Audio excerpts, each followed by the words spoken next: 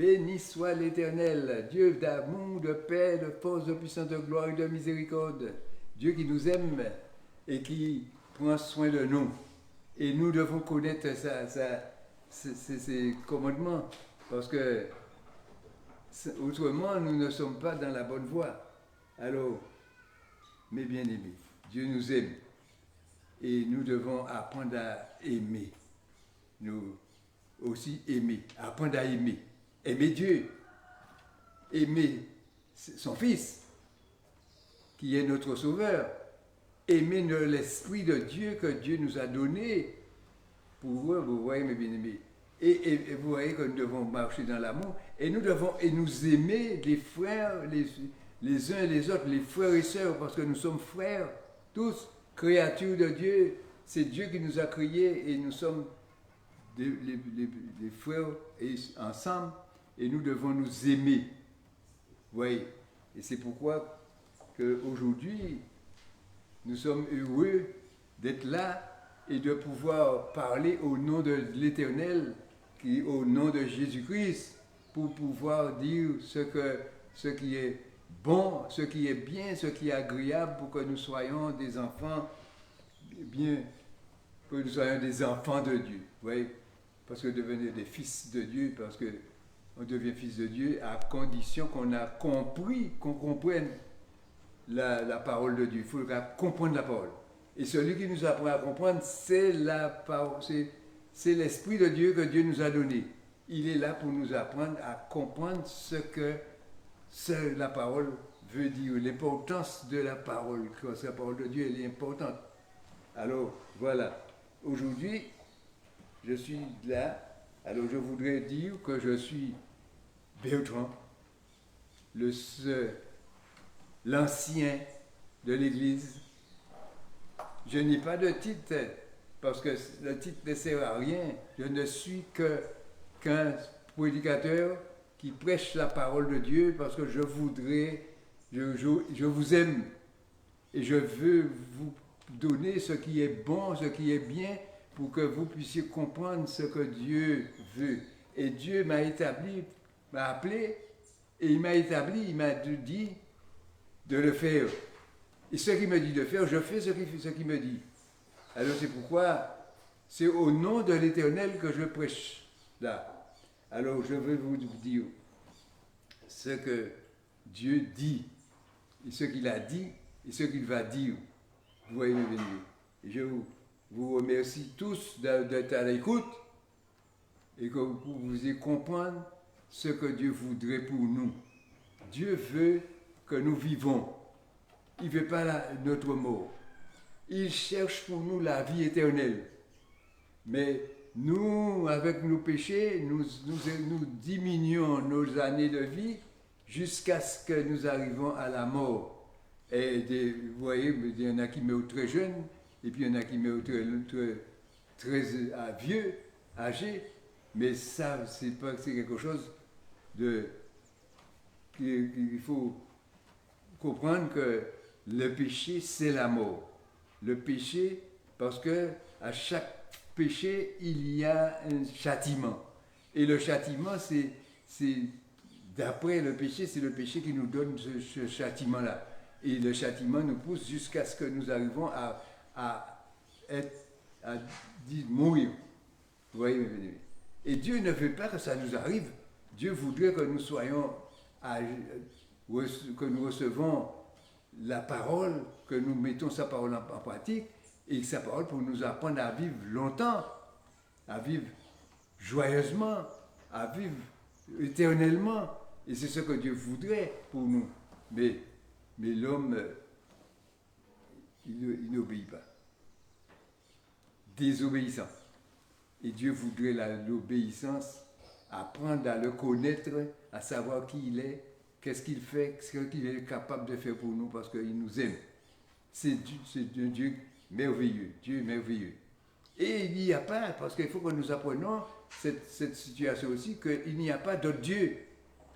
Il n'y a qu'un seul Dieu. Alors c'est pourquoi il nous demande, lui-même notre Dieu, il nous demande de ne pas adorer d'autres dieux. Parce que lorsqu'on adore d'autres dieux, c'est on adore de faux dieux qui ne sont pas Dieu, et que Dieu, il est jaloux, il n'est pas content de voir que nous puissions adorer des images qui ne peuvent rien faire pour nous. Parce que l'image ne parle pas, l'image ne bouge pas, l'image ne fait rien. Alors, si l'image ne fait rien, te sert à rien, te sert qu'une image à regarder seulement, parce qu'on lui parle, il n'entend pas ce qu'on dit. Alors non, parce que Dieu voudrait que nous apprenions ces choses pour que nous puissions comprendre qu'il y a un Dieu qui est le créateur des humains, qui fait qui crée, qui a des hommes, il les forme pour qu'ils deviennent des disciples et pour qu'ils deviennent des pasteurs, ils deviennent des serviteurs et pour qu'ils changent et qu'ils deviennent des enfants de Dieu pour attirer le monde et pour prêcher la parole, pour attirer le monde dans la connaissance de Dieu. Alors c'est pourquoi nous sommes là et nous prêchons la parole pour savoir ce que Dieu veut pour nous. Et je vous salue tous au nom de Jésus-Christ. Je vous bénis tous. Et je demande à Dieu la bénédiction pour chacun, Seigneur, chacun de nous. Aujourd'hui, Seigneur mon Dieu, nous sommes devant toi et nous te remercions de ce que tu nous as donné, la vie, Seigneur mon Dieu. Et moi, mon Dieu, je suis heureux parce que tu me donnes la santé, tu me donnes la vie, et je suis là devant toi et je bénis toutes celles qui écoutent en ce matin, que ton nom soit béni au nom de Jésus-Christ. Glorifie-toi, Seigneur Jésus. Amen. Alors, nous allons prendre la parole de Dieu, commencer la parole par Romains 8, Romains 13, verset 8. Romains 13, verset 8. Ne devez rien à personne, si ce n'est de vous aimer les uns les autres. Car celui qui aime les autres a accompli la loi. En effet, les commandements, tu ne commettras point d'adultère, tu ne tueras point, tu ne déroberas point, tu ne déconvoiteras point, et ce qu'il en peut encore y avoir se résume ainsi dans cette parole: tu aimeras ton prochain comme toi-même. L'amour ne fait point de mal au prochain, l'amour est donc l'accomplissement de la loi. Vous voyez, l'amour est l'accomplissement de la loi. On aime. Et si on aime son prochain, eh bien, on est respectueux de la loi de Dieu. Et parce que, vous voyez, parce que la loi, on respecte la loi. Parce qu'on dit bien que la loi ne nous concerne pas, parce que lorsque nous sommes chrétiens, nous avons la foi et nous croyons en Jésus-Christ, nous croyons en Dieu et nous marchons dans la voie de Dieu. Mais il faut que nous appliquons la parole que Dieu nous donne pour que nous ne soyons pas à vivre dans une vie qui n'est pas une vie de sainteté. Parce que Dieu veut que nous soyons dans la sainteté. Parce qu'il dit qu'il est saint et il veut que nous soyons saints. Nous sommes ses enfants, saints. Jésus est saint. Alors il faut que nous soyons saints comme Dieu. Et il faut que nous fassions des efforts, que nous faisons ce qu'il faut pour que nous soyons dans la sainteté et que nous soyons présentés et que Dieu puisse nous dire: tu es mon fils, fils de Dieu, disciple de Christ, et nous sommes co-héritiers avec Jésus. Alors ça c'est merveilleux, mais pour cela il faut que nous nous mettons en garde contre le mal qui arrive. Vous voyez, dans la loi, nous avons parlé de la loi, mais vous voyez que Dieu dit, alors c'est Moïse qui parle à ses disciples pour dire: honore ton père et ta mère, afin que les jours se prolongent dans le pays par lequel ton Dieu te donne. Alors, si tu aimes ton père et ta mère, tu auras une vie pour aider, parce que c'est toi qui seras l'aide de tes parents, parce que tu les aimes. Mais tu vas marcher dans l'amour de ton père, tu vas aimer ton père et ta mère. Parce que tu vas comprendre que c'est eux qui se sont donnés depuis leur jeunesse jusqu'à ce que tu deviens grand, que tu deviens, que tu vis toi-même et que tu te rends compte. Parce qu'il y a beaucoup de gens qui abandonnent leurs parents et qui vivent dans leur vie à eux, et ils ne s'occupent pas des parents. Alors que Dieu dit, non, honore-les, sois présent dans leur vie, sois là avec eux, sois dans la joie avec eux de ce qu'ils te voient. Parce que quand on voit un enfant, moi j'ai des enfants, moi j'ai des enfants, des petits-enfants, des arrière-petits-enfants, alors je vous assure que je suis un homme heureux d'avoir une famille. Vous voyez mes bien-aimés. Alors, c'est pourquoi il te dit, honore ton père et ta mère. Moi, je suis honoré par mes enfants, alors je suis heureux parce que mes enfants m'aiment. Alors, c'est pourquoi que je suis heureux de dire aux autres, à vous, aimez vos parents. Et les parents, aimez vos enfants. Faites tout pour le délivrer. Et Dieu dit, tu ne tueras point. Tu ne commettras point d'adultère. Vous voyez, tu ne tueras point. Et pour l'adultère, ils sont au même niveau. Vous voyez, c'est parce qu'il y a un commandement, il y a un engagement. Vous voyez, parce que ça concerne un péché. Tu ne déroberas point, tu ne comporteras point de faux témoignages contre ton prochain, tu ne convoiteras point la maison de ton prochain, tu ne convoiteras point la femme de ton prochain, ni son serviteur, ni ses servantes, ni son bœuf, ni son âne, ni aucune chose qui appartienne au prochain. Voilà ce qui a été dit dans le livre d'Exode, au chapitre 20, pour le commandement de Dieu, pour ce que Dieu a demandé, le respect que Dieu a demandé. Mais Jésus dit qu'il n'est pas venu pour abolir la loi, mais il est venu pour accomplir. Et nous allons voir l'accomplissement que Jésus a accompli. Il nous demande, vous avez, dans le livre de Matthieu, Jésus dit, dans le livre de Matthieu, chapitre 5, verset 21, vous avez entendu qu'il a été dit aux anciens,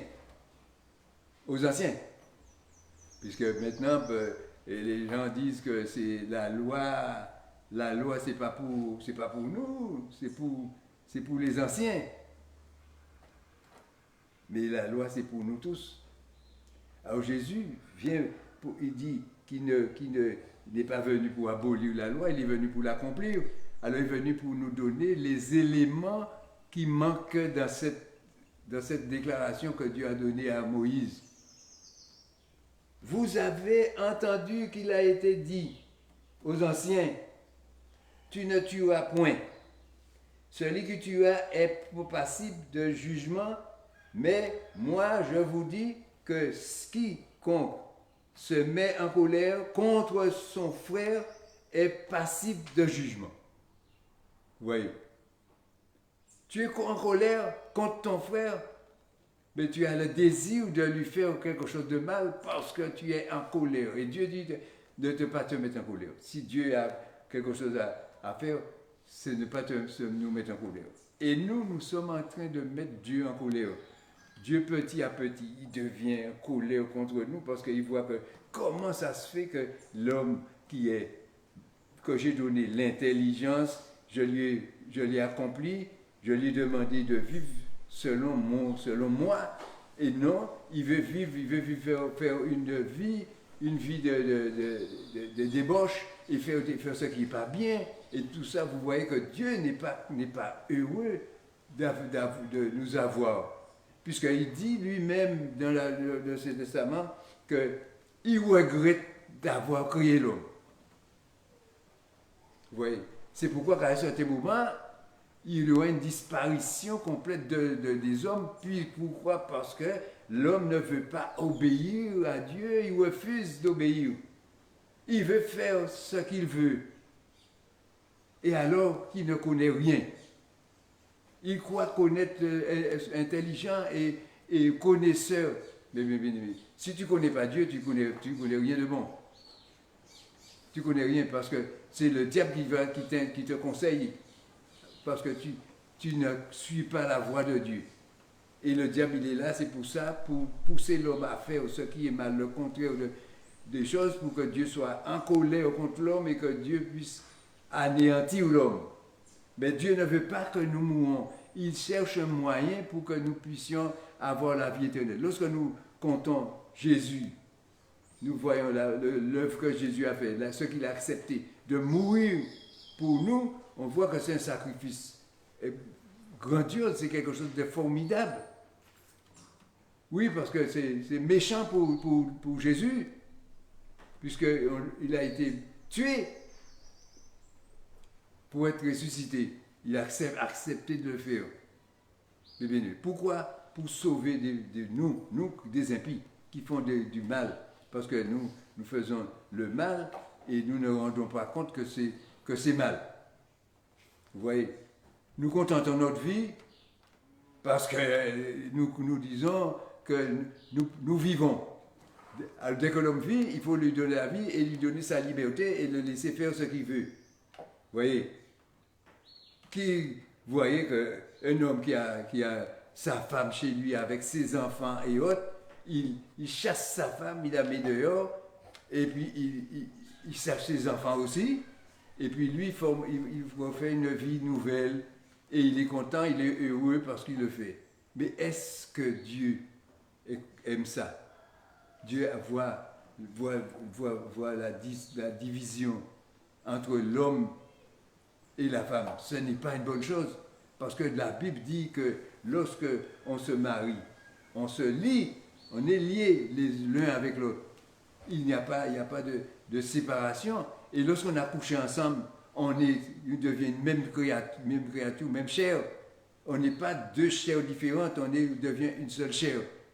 Et avec ça, on doit tenir compte et avoir du respect pour le mariage que nous avons dit. La Bible dit que Adam et Ève, Dieu les a bénis. Dieu les a bénis, il les a donné une bénédiction parce qu'il les a mariés ensemble, il les a liés ensemble. Et que ceux qui sont venus après, eh bien, ils ont cherché leur femme et ils ont vécu pareil avec Adam et Ève. Et c'est pourquoi que Dieu voudrait que nous-mêmes nous respectons, parce qu'il nous donne une femme, chaque homme a une femme, et chaque femme a un mari. Et c'est comme ça que nous devons vivre, et nous devons supporter, et chercher, vivre selon la bénédiction que Dieu nous donne. Vous voyez? Et c'est pourquoi nous voyons que lorsque Dieu donne les commandements, l'homme n'écoute pas le commandement. Il met sa vie, il dit, moi je veux faire, moi je veux aller, moi je veux faire ceci. Mais il ne dit pas que si Dieu le veut, je vais faire la chose. Parce qu'il ne fait pas les choses selon Dieu, il fait selon. Et alors que la terre appartient à Dieu, il a donné à l'homme, il n'a pas vendu la terre. Parce que ceux qui vendent, c'est des hommes qui ont organisé bien leurs affaires pour vendre la terre. Mais Dieu n'a pas vendu la terre, il a donné aux hommes la terre. Tiens, la terre m'appartient, tiens, je te le donne. Voilà, oui, mes bien-aimés. Sans payer un sou, sans payer rien, tu as le pain. Les les Juifs étaient dans le désert. Il n'y avait pas de pain pour manger. Dieu leur a donné à manger pendant 40 ans dans le désert. Vous voyez, il ne les a pas laissés mourir de faim. C'est par amour que Dieu vit, que mes bien-aimés. Lorsque nous n'avons pas, la Bible nous dit que nous avons besoin, quand nous avons besoin de nourriture, Dieu ne nous laissera pas sans manger. Vous voyez, mes bien-aimés. Mais si tu es enfant de Dieu, Dieu ne te laissera pas sans manger. Si tu as besoin de quelque chose, tu demandes à Dieu, mais Dieu sait déjà ce que tu as besoin pour qu'il puisse te l'accorder. Mais il faut que tu marches avec lui. Si tu n'es pas en accord avec lui, tu comptes sur, c'est ce que tu comptes sur Satan qui va te donner à manger. Et Satan, c'est ce qu'il cherche à te faire périr, à te faire mourir. Il te met dans le péché parce que il veut que tu périsses. Parce qu'il n'est pas en accord avec Dieu. Vous voyez, mes bien-aimés. Et c'est pourquoi il faut que nous apprenions à marcher droitement avec l'Éternel. Et Dieu voudrait que nous soyons en accord avec lui, que nous le reconnaissons comme le vrai Dieu. Alors Jésus a dit, si vous avez entendu parler qu'il a été dit aux anciens, tu ne tueras point. Alors il ne faut pas t'habituer à tuer quelqu'un. Il ne faut pas t'habituer à faire le mal à quelqu'un. Alors, voyez, vous avez appris qu'il a été dit, tu ne commettras point d'adultère. Mais s'il y a quelque chose de commun dans le monde, c'est l'adultère. Parce que les hommes veulent avoir les plus belles. Les plus belles deviennent plus vieilles. Alors, quand elles sont vieilles, alors on les prend comme une vieille outil et puis on la jette pour aller prendre une autre. Non, mes bien-aimés. Le mère, la mère des enfants, la fille qui était chez ses parents, qui attendait. Voilà. Je vais vous parler d'un témoignage. Quelqu'un qui devait, elle était jeune, une jeune fille, elle était jeune, elle a connu un homme. Et l'homme lui a dit, je veux me marier avec toi. Elle avait perdu son père. Son père était mort. Et il restait que sa maman. Elle a amené ce monsieur voir ma maman. Il y avait ses sœurs, parce qu'elle n'avait pas de frère. Elle avait un petit frère aussi. Elle avait un petit frère.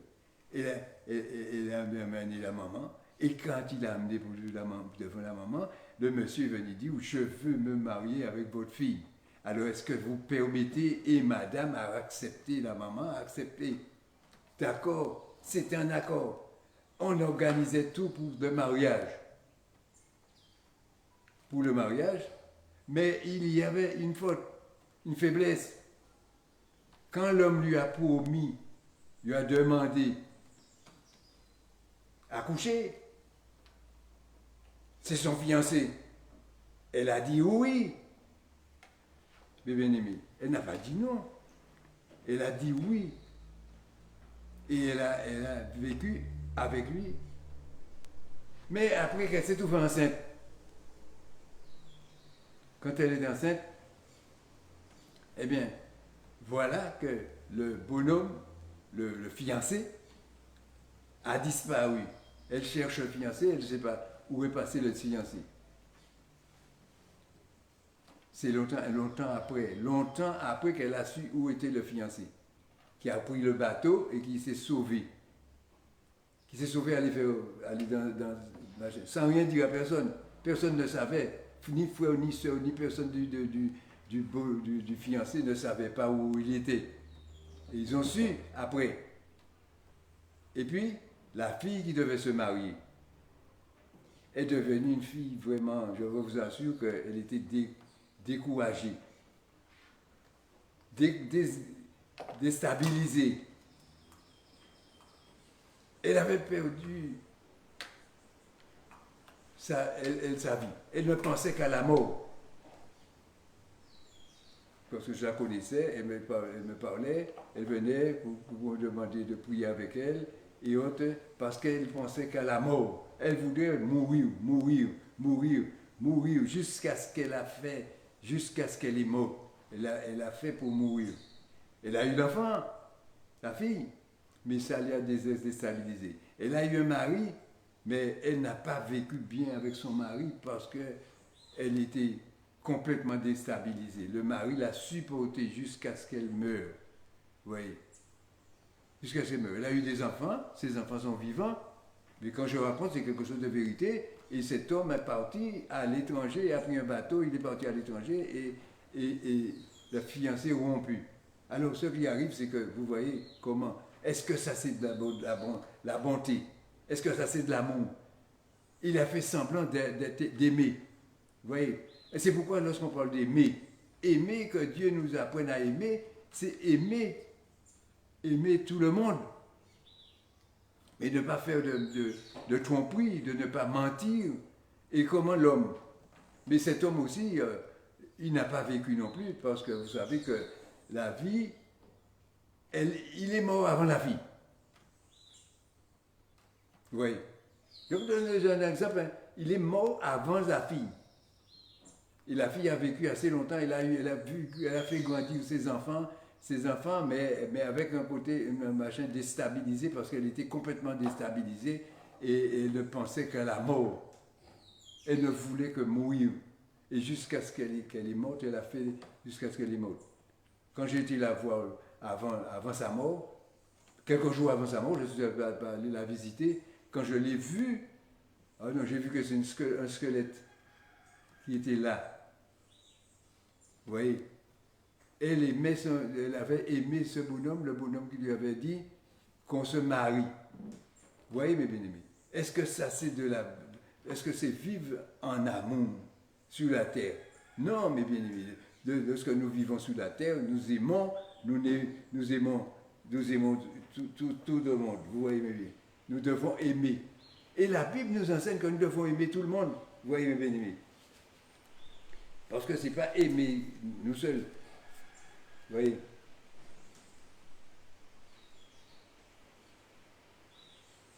Voilà, je vais vous lire un passage encore. Dans Matthieu 5, verset 43. Vous avez appris qu'il a été dit, tu aimeras ton prochain et tu haïras ton ennemi. Parce que nous avons lu tout à l'heure, tu aimeras ton prochain. Mais Dieu, ce n'était pas écrit là-dessous que tu aimeras ton ennemi. Ce qui a ajouté l'ennemi, c'est les hommes qui ont ajouté l'ennemi. C'est pourquoi il faut faire attention, parce que il faut voir ce que Dieu dit et ce que l'homme dit. Tu aimeras ton prochain comme toi-même. Mais là, il est marqué que tu aimeras ton prochain et tu haïras ton ennemi. Et Dieu ne t'a pas demandé de haïr ton ennemi, parce qu'il t'a dit, mais moi, Jésus, je vous dis, aimez vos ennemis. Bénissez ceux qui vous maudissent. Faites du bien à ceux qui vous haïssent. Et priez pour ceux qui vous maltraitent et qui vous persécutent, afin que vous soyez fils de notre Père qui est dans les cieux. Car il fait lever son soleil sur les méchants et sur les bons. Vous voyez que Dieu ne prive pas. Quand il met du soleil, il met pour les méchants, il met pour tout le monde, il met pour les bons. Il donne à tout le monde. Parce que pourquoi? Parce que ce sont ceux qui sont méchants, ils sont des créatures de Dieu, comme nous. Et c'est pourquoi que Dieu nous demande de les traiter comme nos frères. Vous voyez? Donc, car il fait lever son soleil sur les méchants et sur les bons. Et il fait pleuvoir sur le juste et sur les injustes. La pluie, lorsque la pluie qui tombe, voilà, aujourd'hui je regarde, je vois la pluie qui est en train de tomber. Eh bien, lorsque la pluie tombe, tous les gens ont la peur. Ce n'est pas les chrétiens seulement qui peuvent bénéficier de la pluie, c'est nous tous. Dieu le fait parce que Dieu ne hait pas son prochain, celui qu'il a créé, il ne le hait pas. Et nous ne pouvons pas le haïr non plus. Alors c'est pourquoi Dieu nous demande de l'aimer. Vous voyez, si vous aimez ceux qui vous aiment, quelle récompense méritez-vous? Comme tout le monde, vous allez avoir une bénédiction. Les publicains n'agissent-ils pas ainsi? Les méchants, est-ce qu'ils n'agissent pas ainsi aussi? Comme vous aimez ceux qui vous aiment. Parce que ceux qui aiment, parce qu'il y en a qui bénéficient de l'avantage qu'il a pour voir son prochain, et quand il voit son prochain, quand il a besoin, il va voir le prochain, et le prochain lui l'aide, le prochain lui fait des aides pour qu'il puisse vivre. Il est content pour vivre aux dépens de son prochain. Alors il aime. Mais il n'aime pas celui qui ne l'aime pas. Et si vous saluez seulement vos frères, que faites-vous d'extraordinaire? Les païens n'agissent-ils pas de même? Soyez donc parfaits comme votre Père céleste est parfait. De la même façon que le Père traite le méchant, celui qui ne l'aime pas, parce que Dieu ne fait rien pour que nous puissions mourir, parce que Dieu nous demande à l'homme de vivre, il veut aider l'homme, il cherche tout pour que l'homme puisse arriver à recevoir sa bénédiction. Parce que Dieu donne des bénédictions, mais il y a ceux qui ne marchent pas droit dans la vie de Dieu ne reçoivent pas la bénédiction, parce que la bénédiction ne peut pas entrer chez eux. Parce que la bénédiction de Dieu entre ceux qui sont repentants, ceux qui aiment Dieu, ceux qui aiment les prochains, ceux qui aiment l'ennemi de Dieu, et qui fait. C'est pourquoi la Bible nous dit, ne jugez point et vous ne serez point jugés. Vous voyez.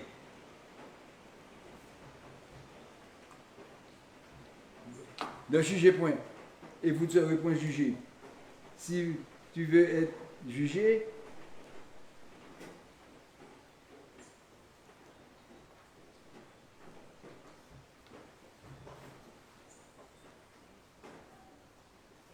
alors Matthieu 5. Alors vous voyez mes bien-aimés. Et c'est pourquoi nous devons nous aimer les uns les autres. Nous devons faire ce que Dieu nous demande et ne pas faire ce que Dieu nous veut faire. Alors, verset 17 à Matthieu.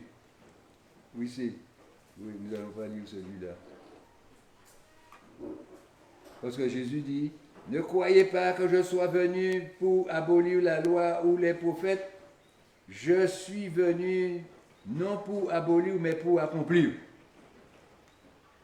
Car, je vous le dis, en vérité, tant que le ciel et la terre ne passeront point, il ne disparaîtra pas de la loi une seule parole, un seul auteur ou un seul trait de lettre, jusqu'à ce que tout soit arrivé.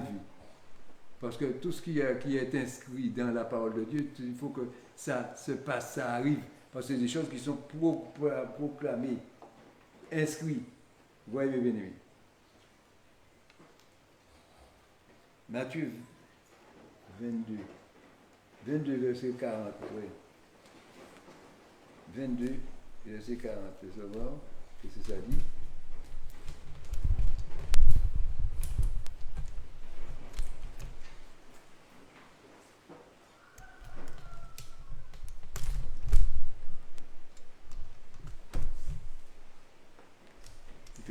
Alors, bon.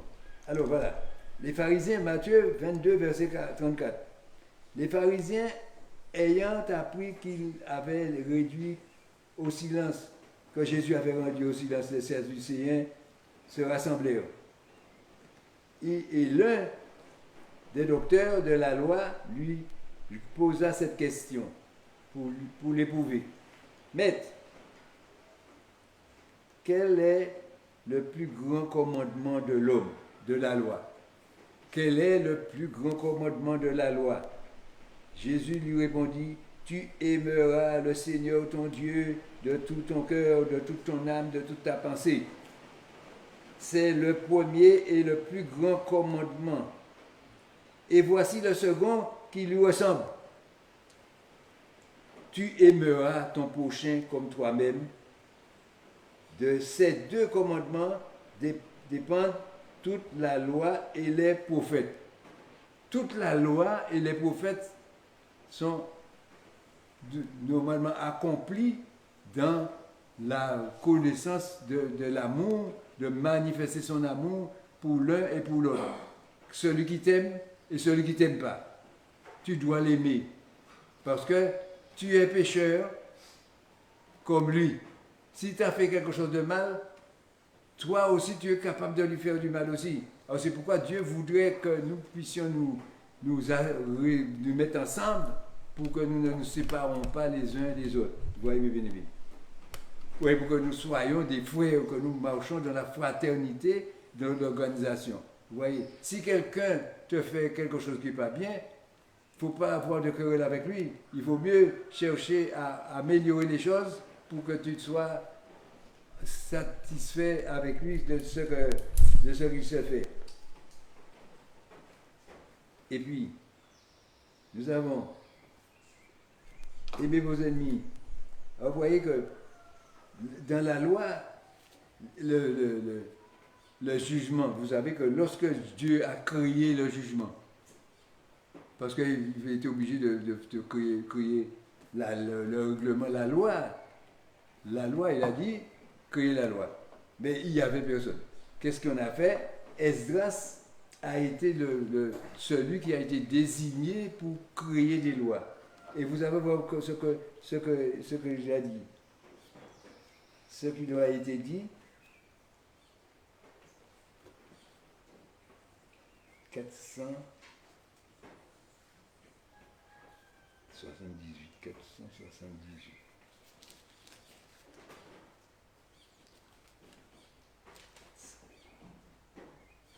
Voilà.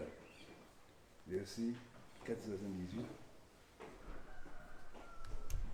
7, 26, 25. Et toi, Esdras, vous voyez, Esdras, ce que le roi avait donné à Esdras, la responsabilité. Parce qu'il n'y avait pas de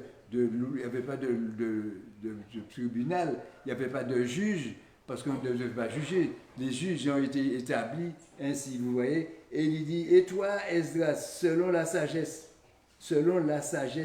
de Dieu que tu possèdes, établis des juges et des magistrats qui rendent la justice à tout le peuple de l'autre côté du feu. Vous voyez, mes bien-aimés.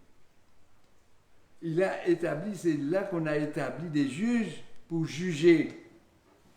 Alors que Dieu laissait l'homme vivre et lui donnait des conseils pour des choses qu'il devait faire. Ne mange pas ce fruit, si tu manges ce fruit, tu vas mourir. Il a dit à Adam, mais Adam l'a mangé quand même. Vous voyez? Et ensuite de suite, on a vu tout ce qui s'est passé, tout ce qui s'est passé après et qui a attiré des malédictions sur la terre. Et que aujourd'hui, alors vous voyez qu'il n'y avait pas de juge pour juger, il n'y avait pas de prison. Lorsque Caïn a tué Abel, c'était son frère, il a tué son frère, mais il n'y avait pas de prison. Il était libre, il a été libre. Vous voyez, mes bien-aimés. Mais vous voyez, et là, c'est là qu'on a pris la décision de créer des juges pour juger au tribunal. Alors le juge, il dit bien, quiconque n'observera-t-il pas ponctuellement la loi de ton Dieu et la loi des rois sera condamné à la mort, au bannissement, à une amende ou à la prison. Voilà ce qui a été créé. Alors, des choses qui n'existaient pas ont été créées. Et maintenant, ça a grandi parce que le tribunal, il y en a pour ceux qui sont assassins, il y en a pour ceux qui sont petits voleurs, des machins, des gens qui font des bêtises. C'est ça, qui vont trop vite sur la route aussi. On les emmène des fois devant le tribunal lorsqu'ils n'ont pas payé l'impôt. Vous voyez, de payer les taxes qu'on lui demande. Alors vous voyez, c'est pourquoi, vous voyez, aimez vos frères. Alors vous voyez, on a cherché un homme de sage. Parce que vous voyez, parce qu'il n'a pas pris un homme n'importe qui. Parce qu'on ne peut pas mettre n'importe qui juge pour te juger. Parce que si c'est un juge aujourd'hui, il est content. Parce qu'il est content, il va te donner, il va te faire quelque chose de pas méchant. Demain, s'il n'est pas content, il va te donner quelque chose qui est plus sévère. Alors non, on a cherché un homme, il le précise bien, exerce-toi selon la sagesse de Dieu que tu possèdes. Alors je te choisis, toi, pour que tu puisses établir des juges. C'est toi qui vas désigner ces gens-là.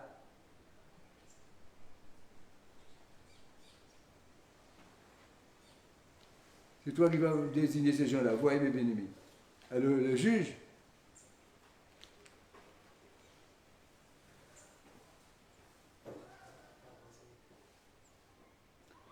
alors, et puis, ils disent que quiconque n'observera pas ponctuellement la loi de son Dieu et la loi du roi sera condamné à la mort. Vous voyez comment on a condamné les hommes pour leur donner la mort. Pourquoi? Parce qu'ils n'obéissent pas. Ils ne veulent pas écouter ce que Dieu dit. Et ce n'est pas Dieu qui a créé, c'est le roi. Le roi, je vais vous donner son nom, Artaxerxès. Moi, le roi. C'est lui qui dirigeait. Il a dit, voilà, je te désigne pour aller par ta sagesse, par rapport à ta sagesse.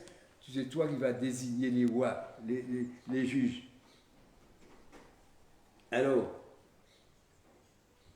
vous voyez qu'il nous dit que nous devons nous aimer les uns les autres.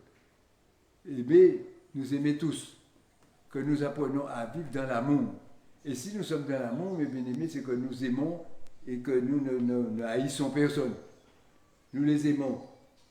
Tu aimeras ton prochain comme toi-même. Et Jean nous dit, un Jean, toi. Un Jean, toi.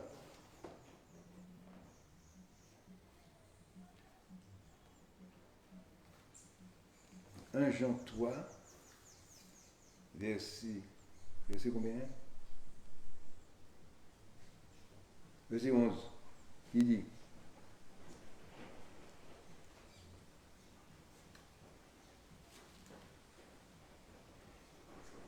car ce qui nous a été annoncé et ce qui vous avez entendu dès le commencement, c'est que nous devons nous aimer les uns les autres et ne pas ressembler à Caïn qui était le malin, du malin, et qu'il tua son frère.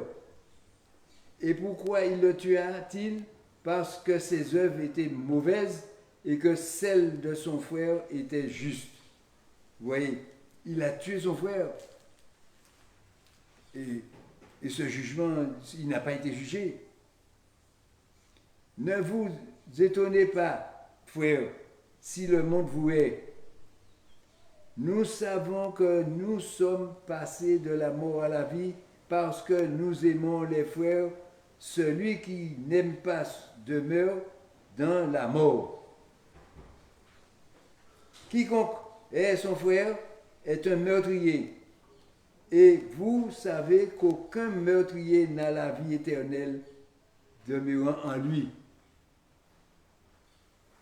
Nous avons connu l'amour en ce qu'il a donné sa vie pour nous. Nous aussi, nous devons donner notre vie pour les frères. Alors c'est pourquoi qu'il faut haïr personne. Il faut donné sa vie. Si quelqu'un possède les biens du monde et que voyant son frère dans le besoin, il lui ferme ses entrailles, comment l'amour de Dieu demeure-t-il en lui? Parce que tu as ton frère, tu l'aimes. S'il a un problème de difficulté, tu dois l'aider. Oui. Ferme. Alors, il fut ferme. Si quelqu'un possède les biens qui montent et que, voyant son frère dans le besoin, il lui ferme ses entrailles, comment l'amour de Dieu demeure-t-il en lui? Petits enfants, n'aimons pas en parole et avec la langue, mais en action et avec vérité. Vous voyez? Parce qu'on aime, on raconte « je t'aime ». On rencontre quelqu'un pour l'arriver à la séduire, on lui dit « je t'aime ». Eh bien, c'est un mensonge qui n'existe pas parce que l'amour ne périt point. Et parce que après, quelques jours après, même ceux qui se marient, vous voyez qu'ils se marient, je t'aime parce que c'est par amour que les gens se marient. Mais lorsqu'ils se sont mariés, après ils n'aiment plus.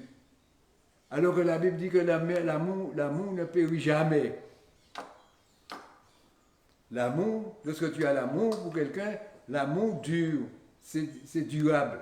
Et ça ne change pas. Et tu as toujours de l'amour pour lui. S'il fait quelque chose qui ne te plaît pas, tu vas l'aider au contraire pour essayer de le tirer dans le mal pour l'emmener dans le bien avec toi. Tu vas l'aider. Et Dieu sera heureux de voir comment tu as aidé ton frère ou ta sœur pour que tu puisses sortir des débats, des choses difficiles. Alors c'est pourquoi que c'est nécessaire. Vous voyez mes bien-aimés. Alors c'est pourquoi que nous devons nous aimer les uns les autres. Alors, Romains 8, verset 2.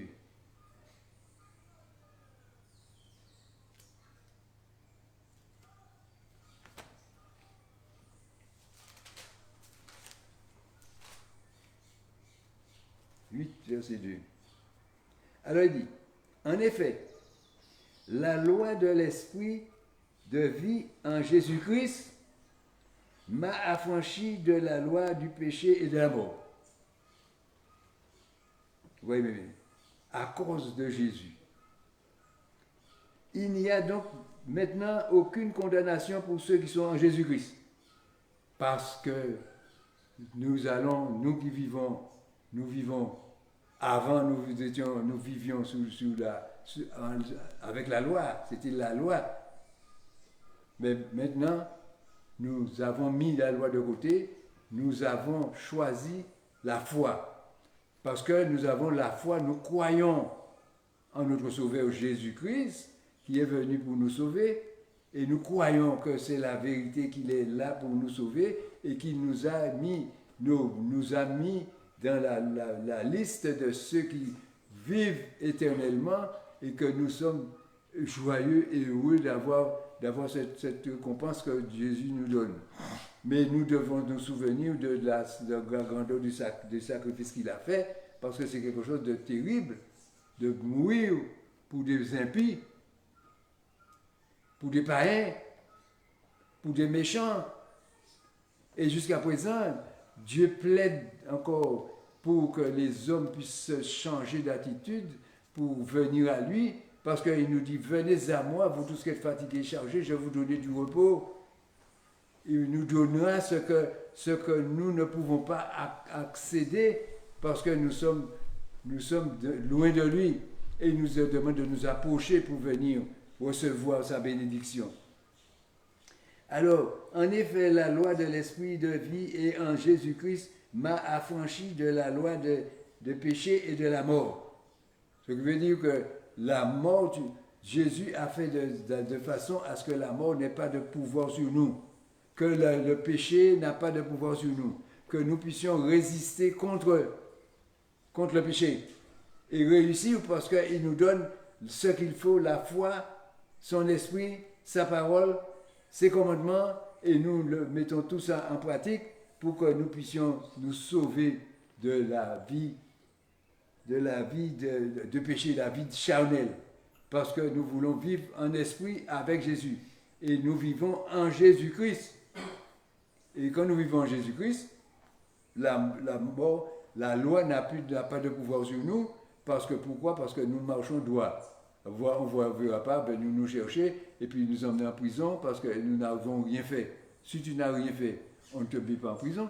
Jésus, il a été condamné. Vous voyez bien que les hommes n'avaient rien compris. Ils ont condamné Jésus, ils ont fait tuer Jésus. Et après, lorsque Pierre a prêché pour eux, ils ont entendu la prédication de Pierre. Et après, Pierre leur a dit que vous avez tué Jésus. Ils sont restés, machin. Alors nous avons tué quelqu'un qui est le Dieu, celui qui va nous sauver. Alors maintenant, voilà, qu'est-ce que nous demande à Pierre? Qu'est-ce que nous allons faire? Que devenons-nous? Pourquoi? Qu'est-ce qu'il faut que nous fassions? Alors il a dit, repentez-vous et faites-vous baptiser pour le pardon de vos péchés et vous recevrez le don du Saint-Esprit. Regardez, est-ce que Jésus, lorsqu'il était sur la croix, il a dit, Père, pardonne-leur parce qu'ils ne savent pas ce qu'ils font. Tout est fait pour que nous ne soyons pas jugés, nous ne soyons pas des assassins. Et alors que Jésus n'avait rien fait, il ne méritait pas la mort. Mais les hommes voulaient qu'il meure. Parce qu'ils étaient jaloux de voir ce qu'il faisait et qu'eux, ils ne pouvaient pas le faire. Alors, vous voyez, mes bien-aimés. Alors c'est pourquoi il faut que nous apprenions à recevoir ces paroles-là. Alors, ceux en effet qui vivent selon la chair s'affectionnent aux choses de la chair.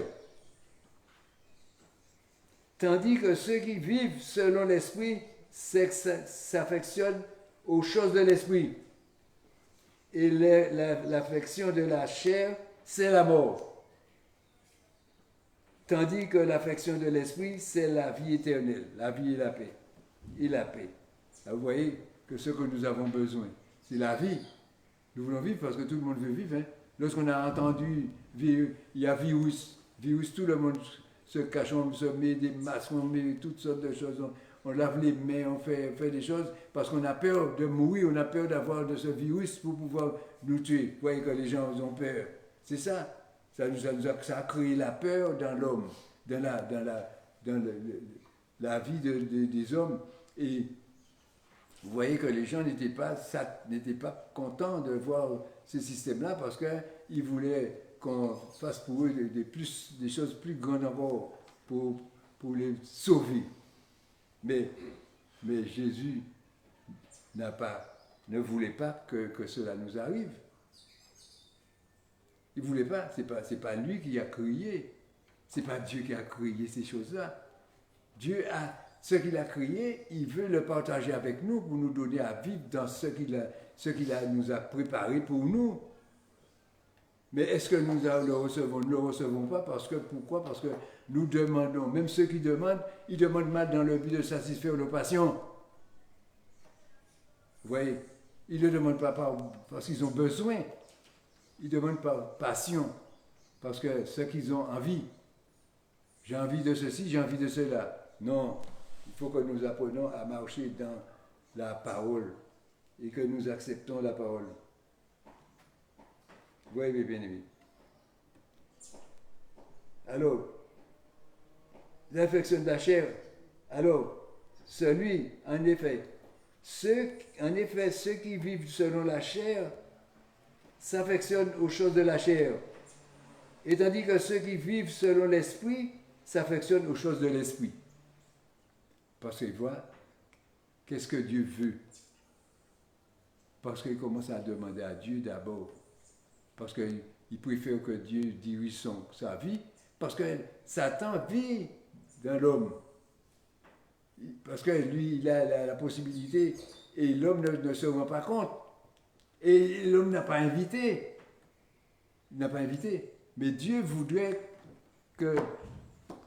Parce que si tu viens à Christ et que tu n'as pas tu ne marches pas, tu n'acceptes pas sa volonté, tu ne pourras pas continuer dans sa voie. Il veut que tu continues dans sa voie, que tu acceptes de marcher avec lui. Vous voyez? Parce que Satan, il est là pour faire le trouble. Vous voyez bien qu'avec Job, qu'est-ce qu'il a fait? Il a demandé à Dieu pour qu'il puisse avoir Job, faire périr Job. Il a cherché un moyen pour Dieu ne l'a pas refusé. Dieu l'a fait pour lui montrer que lorsqu'un homme est chargé, pour nous montrer à nous aussi, lorsqu'un homme a fait un choix, il fait un choix, et s'il est homme, vraiment, qu'est-ce qu'il fait? Le choix, il le garde jusqu'au bout. Et Job a gardé jusqu'au bout, jusqu'à ce qu'il revienne, qu'il ressorte de la difficulté où il était. Oui, il a choisi Dieu, et il a marché avec Dieu. Alors c'est pourquoi que l'homme, quand il choisit Dieu, il faut qu'il marche avec Dieu, il ne faut pas qu'il marche aujourd'hui avec Dieu, 2 ou 3 jours, et quand il a reçu la bénédiction que Dieu lui a donnée, il s'en va, il oublie Dieu. Non, il faut marcher avec Dieu parce que tu veux qu'il soit dans ta vie, pour qu'il te dirige. On voit que Jésus te donne la possibilité pour te laver, pour te purifier du péché qui t'empêche d'être reçu dans la maison de l'Éternel. Eh bien, il te pardonne, il fait tout pour toi, il prend la responsabilité de tes péchés, il te lave, et la Bible dit que tes péchés sont effacés. Si tes péchés sont effacés, c'est-à-dire que c'est terminé. Mais si tu continues à vivre dans le mal, et de seul fait que tu vas te mettre à vivre dans le mal, eh bien voilà que ton péché va recommencer à revenir.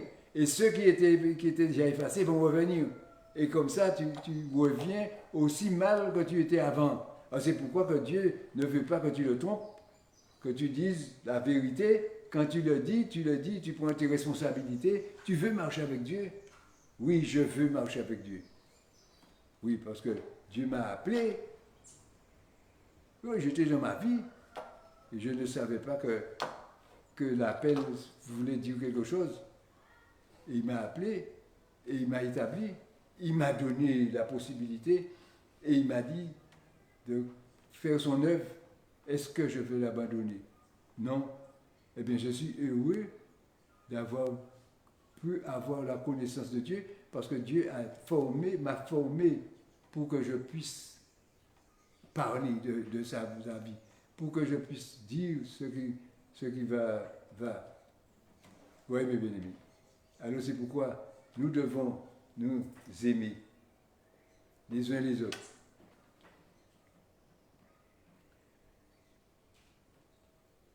Matthieu 22, 34. 22.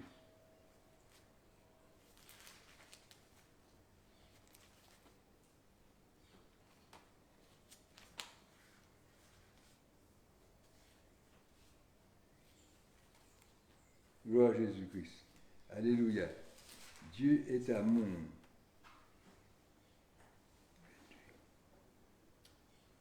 Ah oui, j'ai déjà lu ça.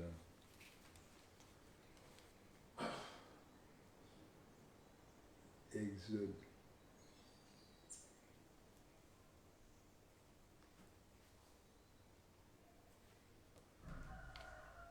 Matthieu 5, verset 17. Romains 8. Matthieu 5. Matthieu 7. 2. Alors, je vais dire ça. Ce que je n'ai pas lu. Alors, c'est Romains 13. Il fait trop vite.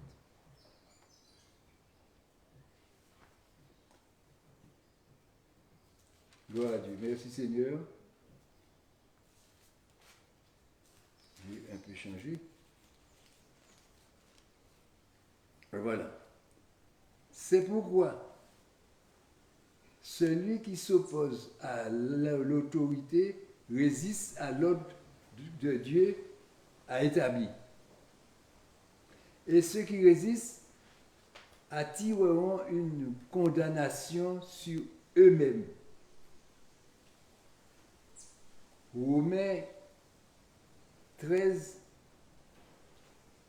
verset 12, verset 2. Ce n'est pas pour une bonne action, pour une mauvaise, que les magistrats vous ont redouté. Veux-tu ne pas craindre l'autorité? Fais le bien et tu auras son approbation. Fais le bien. Dieu ne nous invite pas à faire le mal. Il veut que nous vivons bien. Vous voyez, que nous ayons l'amitié les uns avec les autres.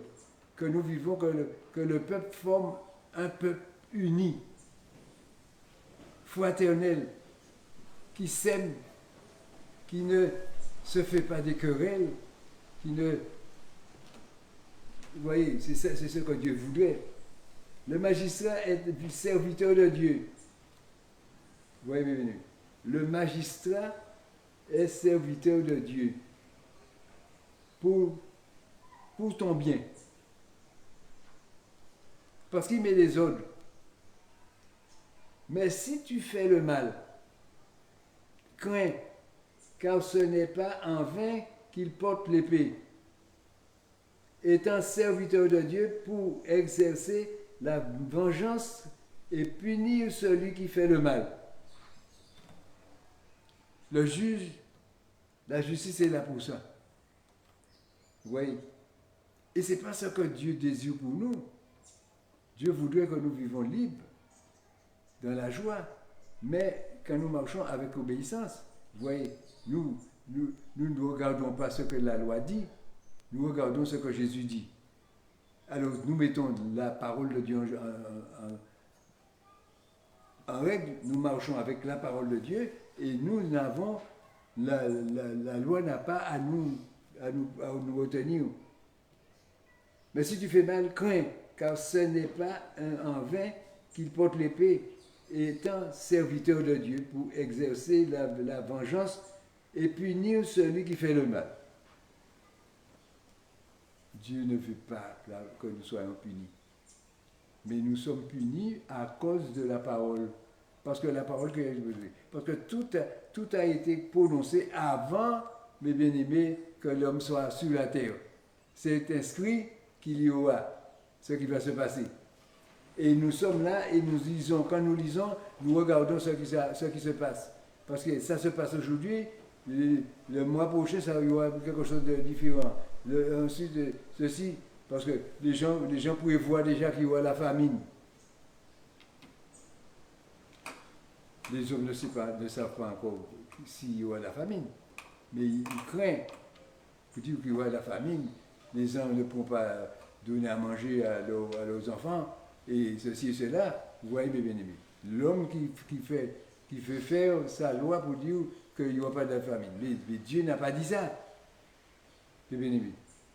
Si tu as Dieu dans ta vie, il ne te laissera pas mourir de faim. Il prendra soin de toi. Il s'occupe de toi. Vous voyez mes bien-aimés. Il est donc nécessaire d'être soumis non seulement par crainte de la punition, mais encore par motif de conscience. Parce que par la conscience, il faut que nous apprenions à vivre. Pour que nous apprenions à vivre, parce que la conscience, on a la conscience, on a attristé parce qu'on a fait quelque chose. J'ai fait ça c'est pas bien, et ceci, cela. Tu vois que c'est pas bien, c'est après que tu l'as fait. Mais pourquoi avant tu n'as pas pris la décision de ne pas le faire? C'est ça. C'est aussi cela que vous payez les impôts. Voilà pour un désastre. Pour payer les impôts, parce qu'on ne veut pas payer d'impôts, mais il faut payer les impôts, car les magistrats sont des ministres de Dieu entièrement appliqués à cette fonction. Rendez à tous ce qui leur est dû, l'impôt. À qui vous devez l'impôt? Le tribut, à qui vous devez le tribut. La crainte, à qui vous devez la crainte.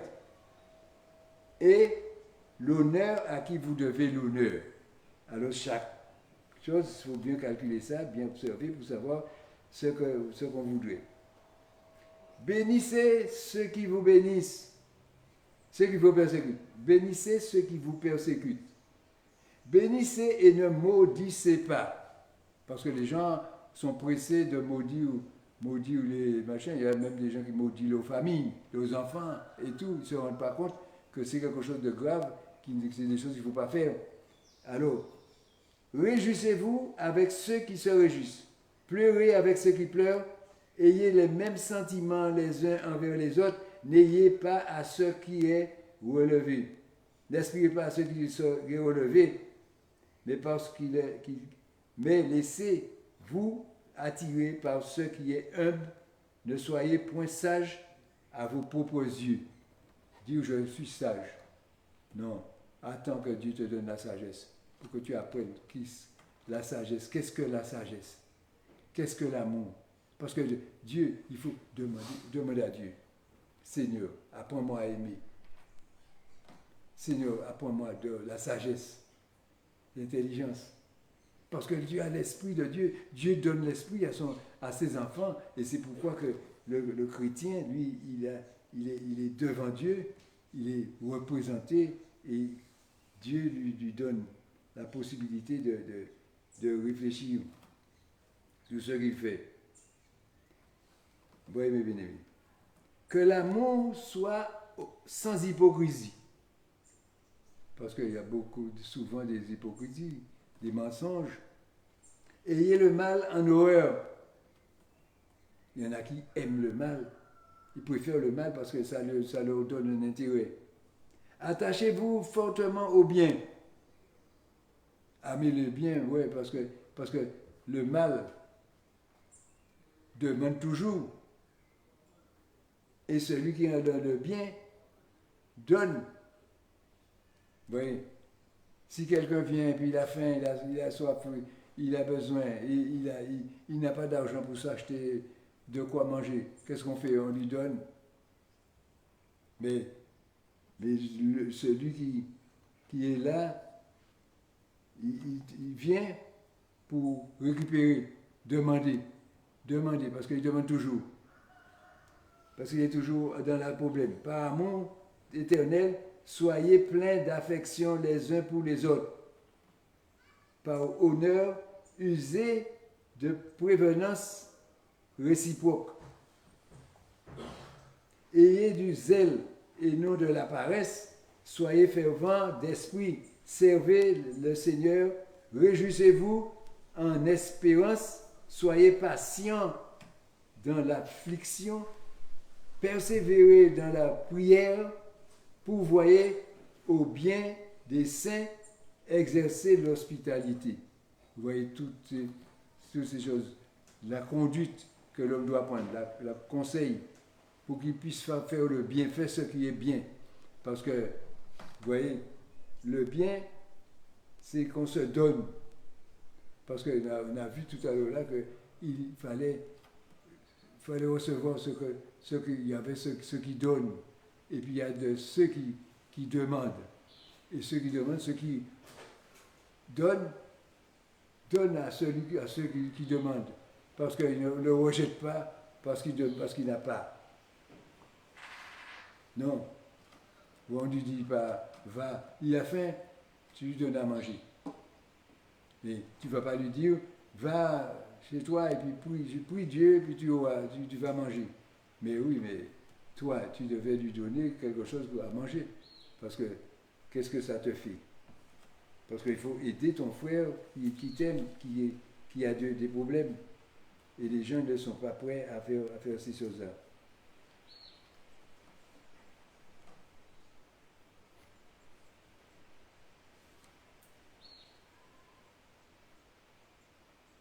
Pour vous,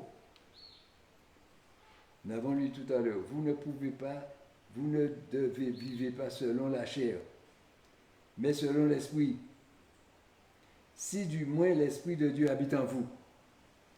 Si quelqu'un n'a pas l'esprit de Christ, il ne lui appartient pas. Vous voyez? Parce que si tu n'as pas l'esprit de Christ avec toi, tu ne lui appartiens pas à Dieu. Il faut faire tout pour avoir l'esprit. Et l'esprit vient à toi, mais si tu fais le mal, eh bien l'esprit part, tu ne sais même pas à quel moment il est parti.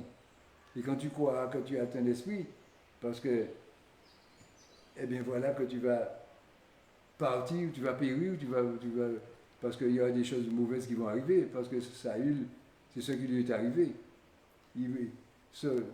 Paul, Saül, il voulait supplanter l'apôtre que Dieu avait mis devant lui. Alors il ne voulait pas écouter. C'est lui qui avait désigné, il avait désigné comme roi. Et il ne voulait pas l'écouter. Il faisait ce qu'il voulait. Et bien qu'est-ce qui s'est fait? Et bien l'Esprit de Dieu est sorti en lui, et que Dieu lui avait donné, et qu'est-ce qu'il a fait? Il a cherché la mort. Il est allé faire la guerre, se battre, et il est mort. Son fils est mort. Alors pourquoi? Parce qu'il n'a pas écouté ce que Dieu a dit. Le prophète, qui lui parlait, le prophète lui donne des conseils pour qu'il ne fasse pas n'importe quoi. Non, mais il ne veut pas écouter. Parce qu'il faut écouter Dieu, il faut écouter sa parole, il faut écouter ce que Dieu veut pour nous.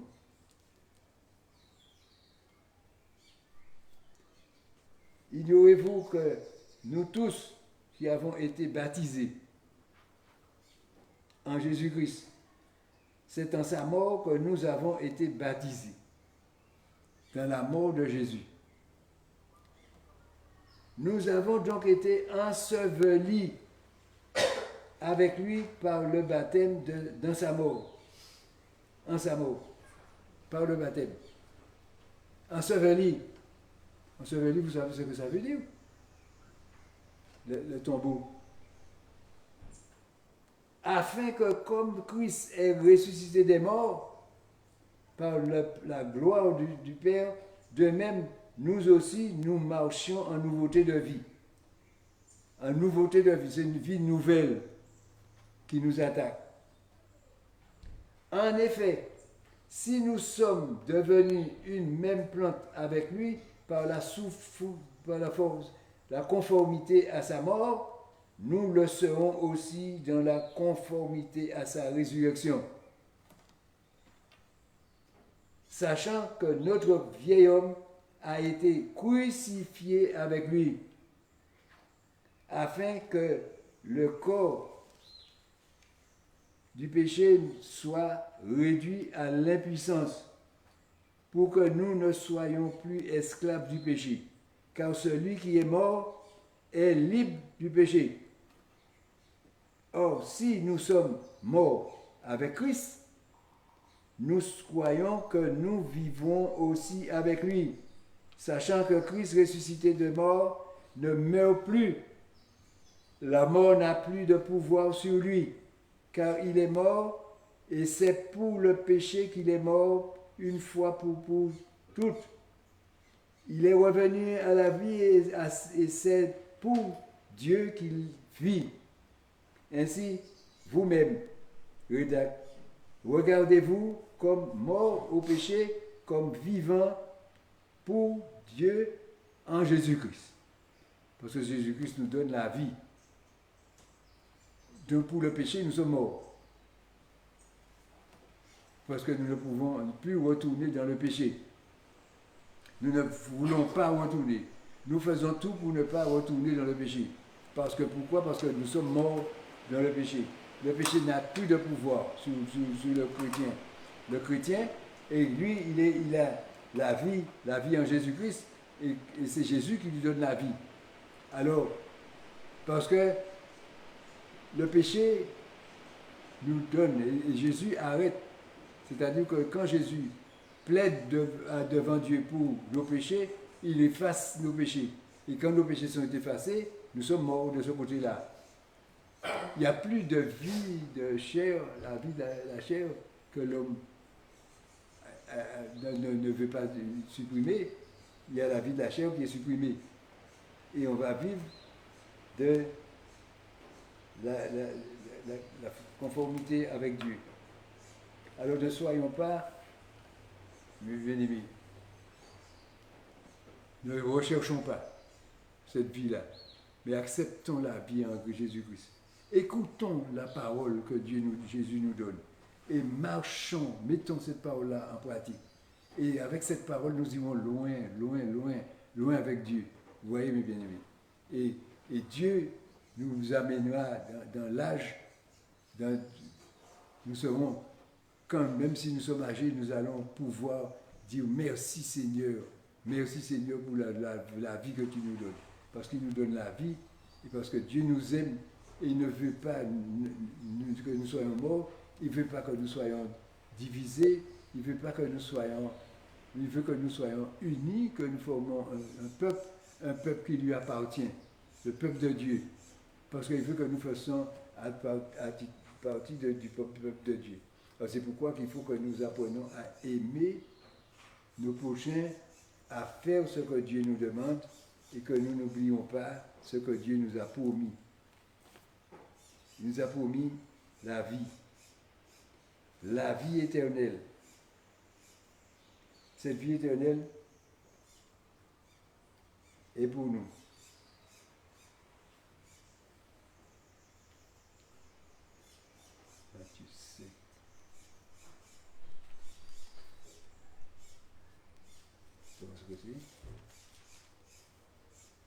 Alors,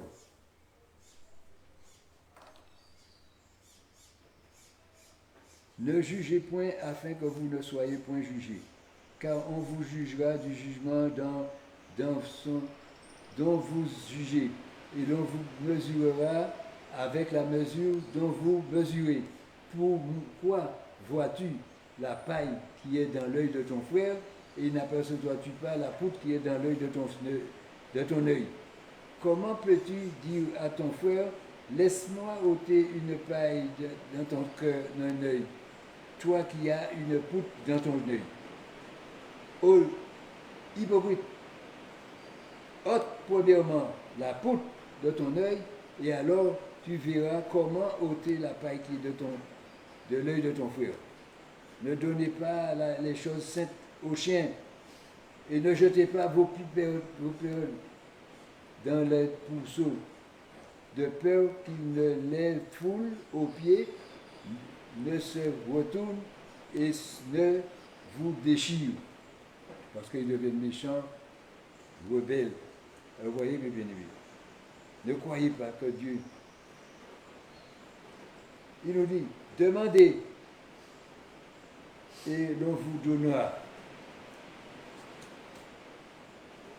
Cherchez et vous trouverez. Et l'on vous ouvrira, car quiconque demande se reçoit. Celui qui cherche trouve, et l'on vous ouvre à celui qui frappe. Lequel de vous donne une pierre à son fils s'il le demande du pain?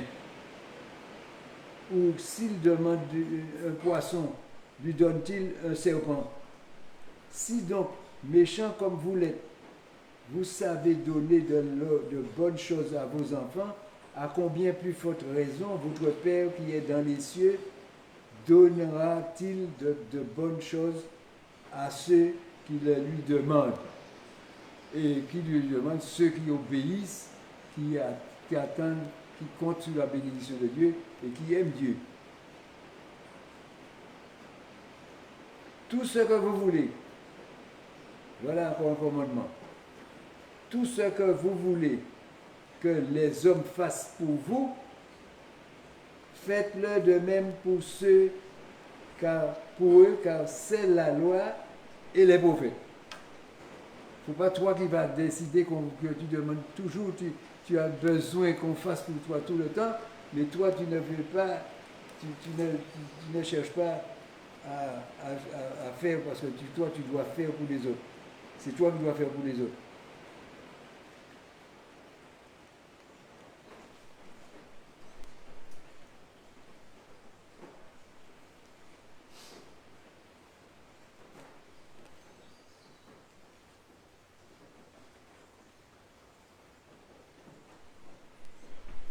lorsque vous priez,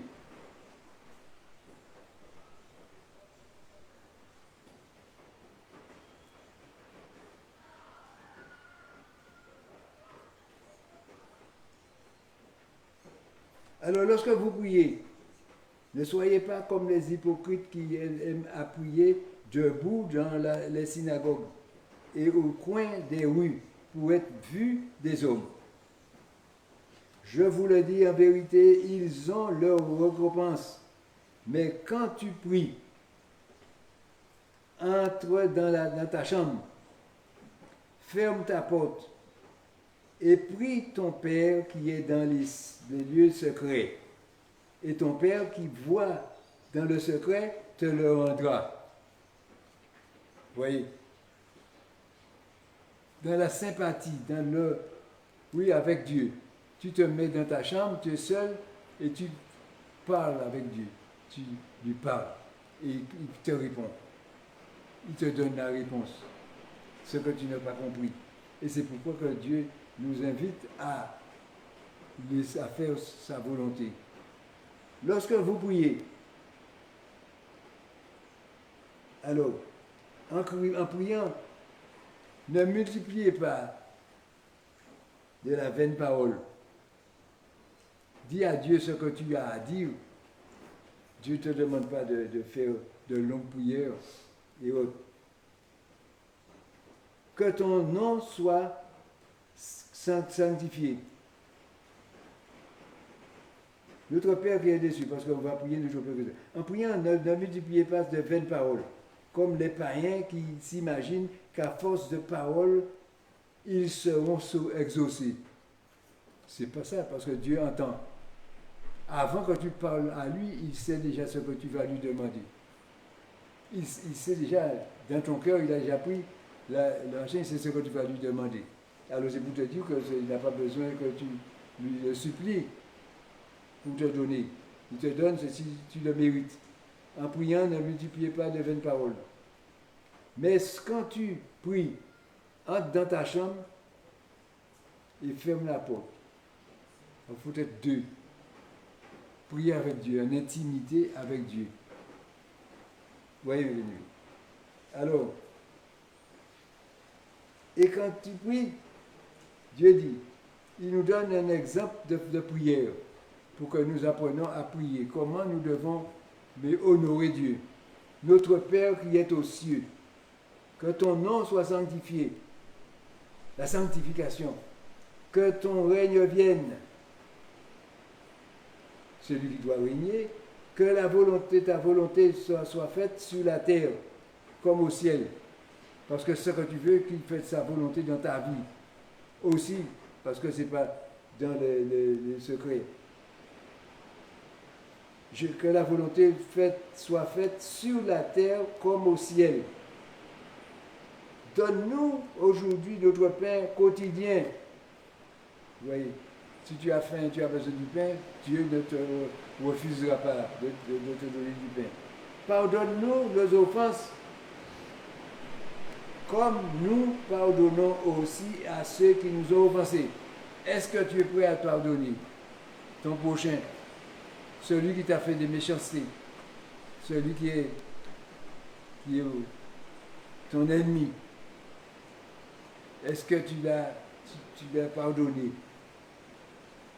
Ou bien est-ce que tu l'as gardé comme un méchant? Pardonne-nous aux offenses, comme nous pardonnons aussi, nous pardonnons à ceux qui nous ont offensés. Ne nous conduis pas en tentation, mais délivre-nous du malin. La tentation, voilà, la tentation qui pousse l'homme à aller dans le péché de la chair.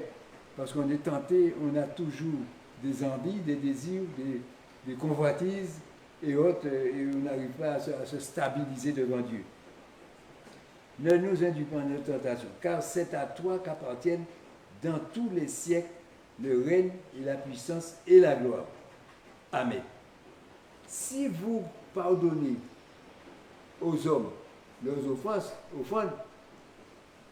si vous pardonnez aux hommes leurs offenses, votre Père céleste vous pardonnera aussi. Parce que tu as beau demander, mais si tu ne le fais pas, tu ne seras pas pardonné. Mais si vous ne pardonnez pas aux hommes, votre Père ne vous pardonnera pas non plus vos offenses. Alors c'est pourquoi il faut que nous soyons repentants et que nous aimons nos prochains, quels que soient, même si ce sont des ennemis et autres, nous devons les aimer, les aimer, nous ne devons pas maudire les gens parce que si, quand on lâche une malédiction, si la personne ne mérite pas de demander pardon à Dieu pour ce qu'il a fait, tu ne sais pas, et Dieu l'a pardonné. Alors la malédiction qu'il va lui donner va venir à toi et c'est toi qui vas recevoir la malédiction pour te défendre et tu ne pourras pas te défendre parce que c'est toi qui as provoqué cet état. Et Dieu te dit que lui, il est assez grand pour savoir ce qu'il doit faire quand quelqu'un a péché parce que c'est lui qui doit juger. Juger, ce n'est pas nous qui devons juger. Ne jugez point parce que vous ne serez point jugés. Et il dit que nous devons nous aimer les uns les autres. Alors voici, eh bien, c'est pourquoi je vous dis, ne vous inquiétez pas pour votre vie de ce que vous mangerez, ni pour votre corps de quoi vous avez revêtu. La vie n'est-elle pas plus que la nourriture et le corps plus que vos vêtements? Regardez les oiseaux du ciel. Ils ne sèment ni ne moissonnent et ils amassent son bien dans les greniers et votre Père céleste les nourrit. Alors s'il nourrit les oiseaux, toi aussi tu seras nourri aussi. Alors voici mes bien-aimés, tout ce que nous allons dire.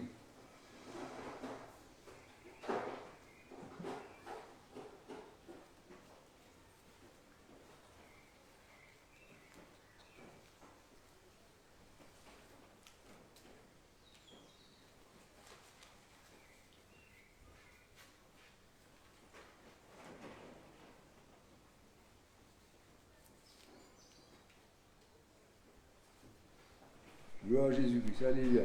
Tout ce que vous voulez que les hommes fassent pour vous, faites-le de même pour eux, car c'est la loi et les prophètes. Alors nous devons aider nos prochains.